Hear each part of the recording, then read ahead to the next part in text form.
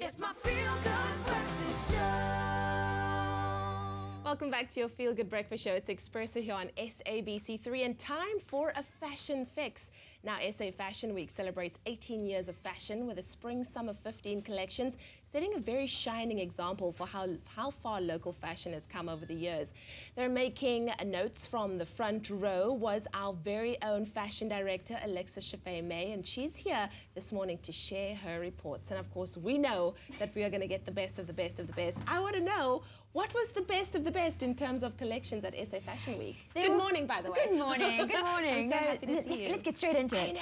No, I mean, there were really quite a few highlights. I mean, Kutsia showed a star-studded collection with really enough celebrities on his runway to actually be the envy of most A-list events. What I love about Gert is he always has a very meaningful tribute behind each collection. And this season it was to all African women who have struggled and survived violence and oppression. And you know, he really has kind of emerged as a designer. He's really grown into himself. It's not just about red carpet designs. Now it's also about the ready-to-wear with some really beautiful, striking pieces. The other designer that I loved was Black by Black Coffee. Their head designer, Jacques van der Walt, is really a genius when it comes to putting together very conceptual fashion on the runway. And he actually collaborated with local crafters, and craft being such a big global trend at the moment, it really was a seamless collaboration, really just to elevate those designs, whether it be hand printing, woven details, hand-wired details, just incredible.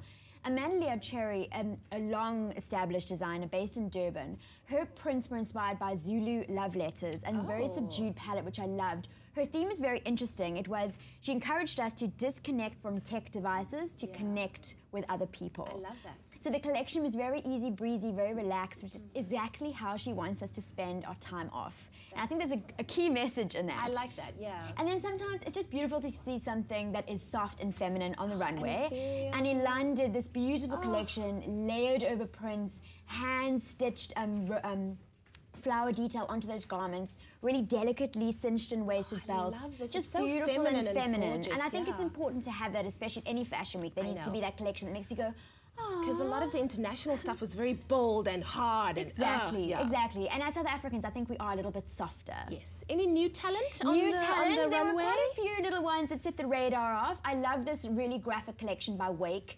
Really everything that you want to see from, you know, new growing talent, well-constructed, clean lines, a good idea of how he's putting his patterns, his shapes, you know, together. Loved these Geo-African prints as well. Hannah collection, also great designs. I loved, you can see this lilac dress here, which looks like there's a jacket tied around the waist of it, but it's one pattern piece. It's balancing off those very ready-to-wear, easy-wearing pieces with more interesting constructed designs that makes it kind of more interesting. And Adam and Eve, they're not new talent, but they're based in Cape Town, so maybe not everyone has heard of them. But I think they get it spot on in identifying those key silhouettes or key pieces for the season, giving them their own little twist. They're great with their prints. I think it's just very easy, ready to wear, which is very important actually in fashion at the moment. All right. So a lot of us are looking at all of these trends, and it's a lot to take in. I mean, these collections. What are some of the trends emerging? Well, I thought the trends of Fashion Week per se were the one was that, you know, in South Africa we actually have a shortage of fabrics. We have a lot of imported fabrics, and often the designers complain that if they use a print, then another designer may be using the same print as them, which you can't have. So they've kind of overcome that by using their creativity, and they're now creating their own custom-made prints, which is incredible because it makes it exclusive to the designer. It makes it very specific to the collection, and I think that it gives it that individuality that we want from a print. The other trend was definitely obi belts. So an obi belt is actually inspired by, you know, your kimono wrap belts that go around. Great for cinching the waist. We saw those, as you can see, across many collections. So I think it's definitely one that you can add to your spring-summer wardrobe. And then the final trend that I just really loved of Fashion Week was this collaboration with jewelry designers. So like you have Michelle Ludick, who really has, her designs are very simple, they're very easy to wear, draped, very classic, but then she collaborates with her sister Belinda, who really just takes the show away with these incredible, really big, bold pieces.